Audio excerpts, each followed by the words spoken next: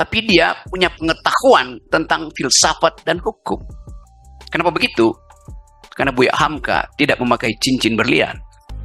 Seandainya saya terangkan pada si pemilik cincin bahwa Hans Kelsen yang dipelajari oleh dia itu adalah murid dari Immanuel Kant yang filsuf besar dunia, mungkin cincinnya langsung cair, copot. Hans Kelsen itu neo-Kantianism. Kalau istilahnya saya ucapkan, si Raja Cincin nyari ke Google dan dia akan tanya pada Wendra, apa benar begitu? Oh, ruang rapat kementerian. Gua ditegor melulu nih, ya. Tapi oke lah, sahabat kan harus ditegor, Pak ya. Oke, ya memang betul. Saya tetangga sama Pak Prabowo. Udah berapa kali dia mampir ke tempat saya? Dia mampir, bukan saya yang berkunjung. Assalamualaikum warahmatullahi wabarakatuh. Kembali lagi di channel Prayoga Muhammad. Gimana kabar kalian semua? Semoga baik-baik saja dan dilancarkan segala rizkinya. Teman-teman semua, kita akan membahas lagi tentang Bung Rocky Gerung versus Bang Hotman Paris. Kali ini sepertinya Bang Hotman Paris benar-benar terkena pukulan maut dari Bung Rocky Gerung. Di mana di dalam pidatonya Bung Rocky Gerung lagi-lagi menyindir cincin dari Bang Hotman Paris. Bahkan beliau sempat mengatakan cincinnya akan hancur. Teman-teman semua, di sini Bung Rocky Gerung menjelaskan tentang filsafat hukum ya. Begitupun tentang hukum yang sedikit menyindir Bang Hotman Paris. Sepertinya ketika nanti Bang Hotman Paris tahu video ini dan mendengarkannya, pasti Bang Hotman Paris akan membuatkan video balasan untuk Bung Rocky Gerung. Lalu pertanyaan kita, kenapa mereka ataupun Bung Rocky Gerung mengiyakan ajakan debat dari Bang Hotman Paris? Tentu itu tidak terjadi ya, karena Bung Rocky Gerung sendiri yang mengatakan bahwasanya ajakan debat dari Bang Hotman Paris itu sangat lucu sekali. Apalagi tema debatnya sudah dibedah oleh Bung Rocky Gerung dan itu sangat lucu sekali ya. Oke teman-teman semua, langsung saja kita lihat videonya. Saya juga baru tahu bahwa 1956 Buya Hamka mendirikan sekolah ini dengan berbasis pada filosofi, karena itu disebut falsafah dan hukum masyarakat.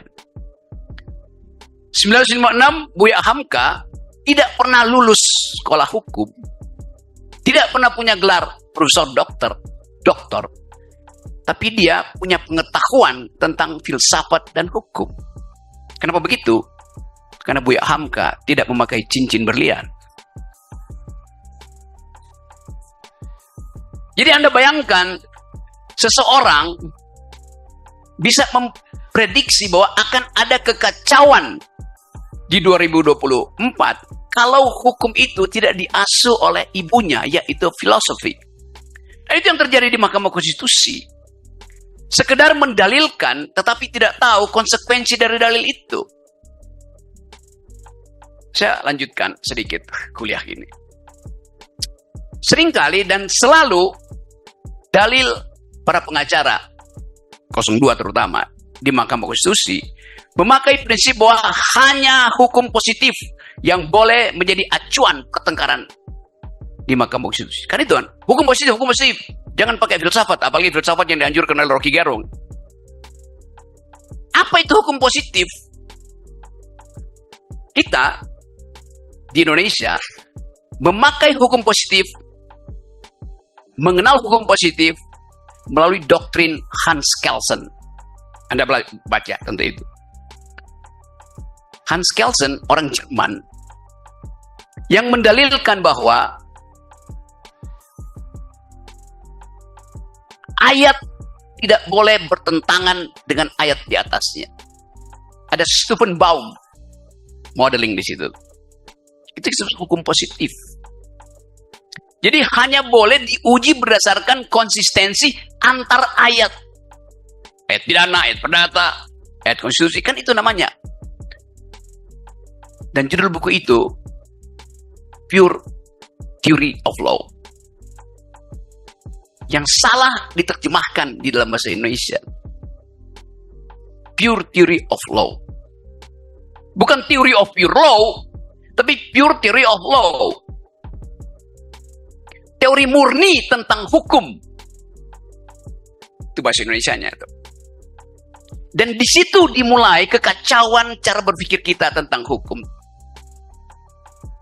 Seandainya saya terangkan pada si pemilik cincin bahwa Hans Kelsen yang dipelajari oleh dia itu adalah murid dari Immanuel Kant yang filsuf besar dunia. Mungkin cincinnya langsung cair, copot. Hans Kelsen menulis Pure Theory of Law mengikuti gurunya Immanuel Kant yang menulis buku Pure Thought, Pure Reason, akal murni. Dan Immanuel Kant adalah seorang filsuf. Jadi Hans Kelsen itu neo-Kantianism. Kalau istilah yang saya ucapkan, si Raja Cincin nyari ke Google dan dia akan tanya pada Wendra, apa benar begitu? Jadi bayangkan misalnya orang belajar hukum tanpa belajar genealogi dari prinsip-prinsip hukum yang adalah filosofi. Tapi kita abaikan aja itu, karena itu meladeni kedunguan itu sama dengan berupaya untuk menghasilkan ketidakbenaran, itu dasarnya tuh. Nah, kita ingin hari ini kita coba bahas hal-hal yang menyangkut masa depan negeri ini, yaitu Luar biasa sekali ya. Dari video ini kita jadi tahu ya mengapa Bung Rocky tidak meladeni Bang Hotman Paris. Di akhir video dia mengatakan kan ya, wow. Bagaimana nih menurut kalian semua, teman-teman semua? Apakah mungkin Bang Hotman Paris bisa mengalahkan Bung Rocky Gerung? Sementara beliau selain memang ahli filsafat, beliau juga tahu tentang hukum gitu loh. Bahkan beliau bisa membedah soal hukum, teman-teman semua. Keren banget jagoan kita nih. Oke teman-teman semua, kita lihat ya perbedaan Bung Rocky Gerung dan juga Bang Hotman Paris berkaitan dengan Pak Prabowo. Ini dia videonya. Ini ruang rapatnya Bapak Menteri Pertahanan, keren. Bukan ruang rapat saya, ruang rapat kementerian. Oh, ruang rapat kementerian. Gua ditegur melulu nih, ya. Tapi oke lah, sahabat kan harus ditegur Pak ya. Oke, keren nih. Baru tahu nih semua nih. Ini semua apa nih? Nama-nama bekas menteri ya? Pahlawan. Ya, pahlawan. Pahlawan ya. Oke, sahabat lama. Thank you. oke, ya memang betul saya tetangga sama Pak Prabowo. Udah berapa kali dia mampir ke tempat saya? Dia mampir, bukan saya yang berkunjung. Agak jelas positioning itu. Oke, sorry tadi agak telat. Gue baru nyampe dari Bukit Tinggi itu. Gimana teman-teman semua, itu ya perbedaannya Bung Rocky Gerung dan juga Bang Hotman Paris mengenai Bapak Prabowo Subianto. Jadi memang teman-teman semua, kita harus mengakui kecerdasan dari Bung Rocky Gerung. Dan itu sudah banyak orang ketahui ya, kecerdasan, karena memang beliau orang yang intelektual, akademisi gitu ya. Bahkan beliau pun menjadi penasehat hukum ya teman-teman semua. Mungkin lebih ke filsafat ya. Oke teman-teman semua, kita lanjut lagi ke videonya. Ya, kalau tuduhan saya dia nggak mungkin dulu, hanya dia bilang berlian. Alah, kok yang ngomong berlian ini tak sudah-sudah ya? Hah? Kau sih ngomong berlian aja kau. Macam kau aja lah yang punya berlian ya di dunia ini. Hah? Ya, sampai kau bilang pula mendapatkan berlian tuh harus dengan kecerdasan. Enggak juga. Jadi orang koruptor-koruptor tuh enggak cerdas-cerdas sekali ya dia tuh. Ya. Apalagi nih yang kemarin yang ketangkap 271 T itu. Yang penting bisa ada kesepakatan, bisa menjaga rahasia, urat malu pun tak putus. Sama bisa menjilat. Udah bisa beli berlian. Kau bayangkan 271 T. Kau cuma 12 M. Berapa banyak kayak berlian kau tuh bisa dibeli? Jadi jangan sombong-sombong kali hidup ini. Asik berlian aja dicakapkan. Itu perhiasan tempatnya wanita. Itu kesukaan wanita. Dan barang itu khusus untuk wanita. Bukan untuk laki-laki. Kau wanita apa bukan? Udah tuh, nggak usah kau cerita-cerita kekayaan kau ya. Muak kali aku ya. Kau harus berpikir aku aja yang mak-mak, yang gak ada hubungannya dengan negara nih ya.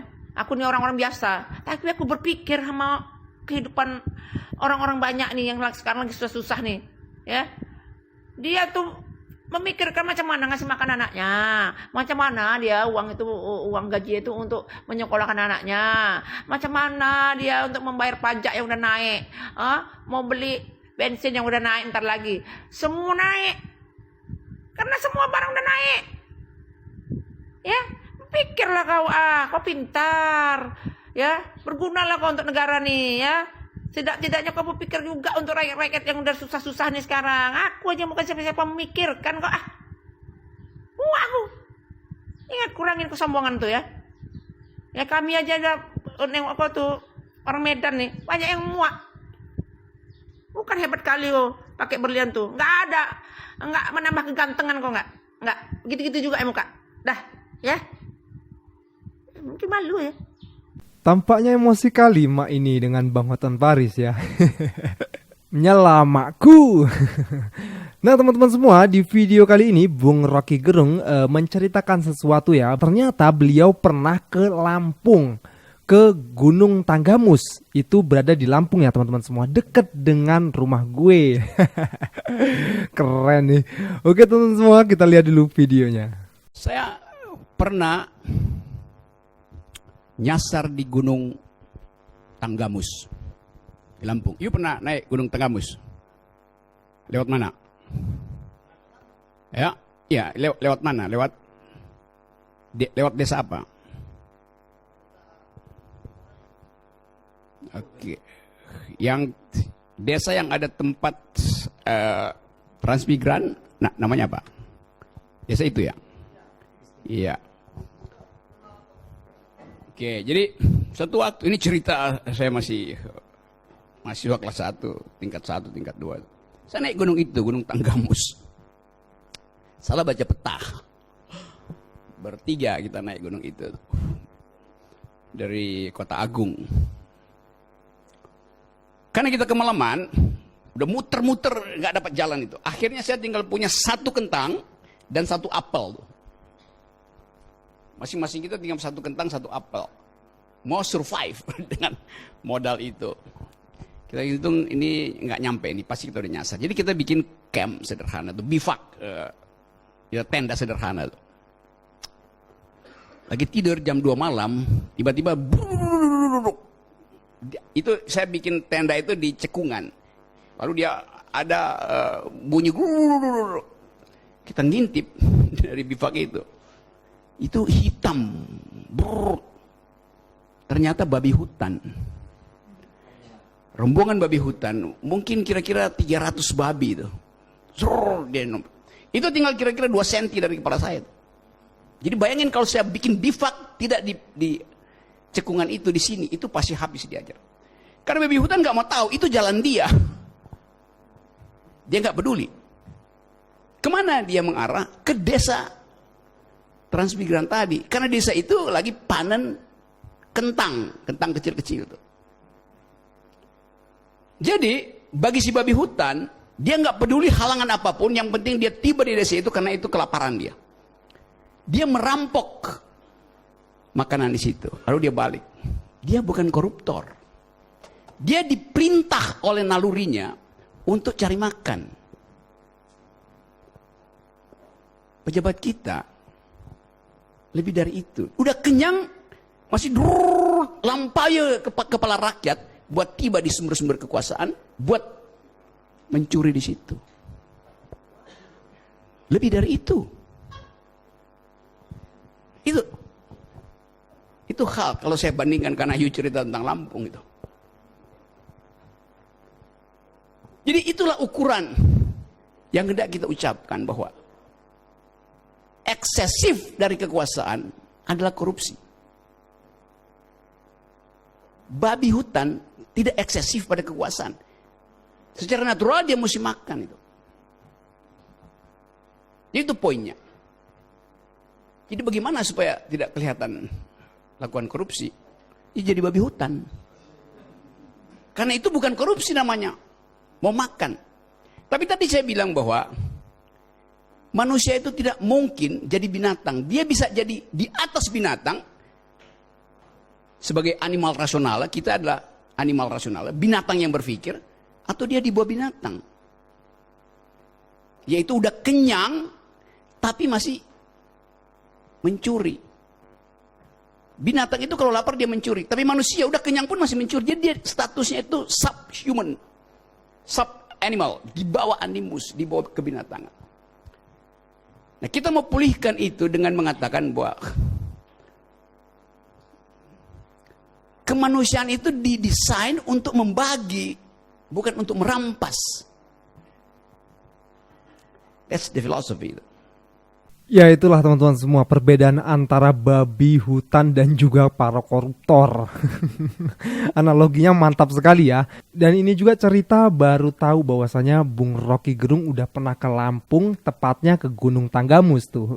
Sekarang Gunung Tanggamus sudah mungkin pada zaman dulu waktu beliau masih semester 1 dan 2 kan, masih muda, berarti tahun berapa tuh? Masih udah lampau banget, udah lama banget ya. Tentu Gunung Tanggamus masih banyak hewan-hewan dan juga belum banyak lah dibuka oleh masyarakat gitu ya untuk ditanami sayur-mayur gitu. Mungkin ada juga di bawah gitu ya. Maka dari itu beliau sempat sampai ketemu babi hutan yang jumlahnya mungkin ada 300-an katanya kan, luar biasa sekali ya. Dari pengalamannya beliau bisa diceritakan menganalogikan antara koruptor dan juga babi hutan. Cocok kali nih. Oke teman-teman semua, gue rasa cukup ya. Tetap kita menunggu ya perdebatan antara Bung Rocky Gerung dengan Bang Hotman Paris secara live di TV One ataupun Metro TV. Oke teman-teman semua, gue rasa cukup. Jangan lupa untuk berikan komentar kritikan kalian di bawah ini. Jangan lupa juga untuk like, subscribe channel ini. Sekian dari gue Prayoga Muhammad. Wassalamualaikum warahmatullahi wabarakatuh.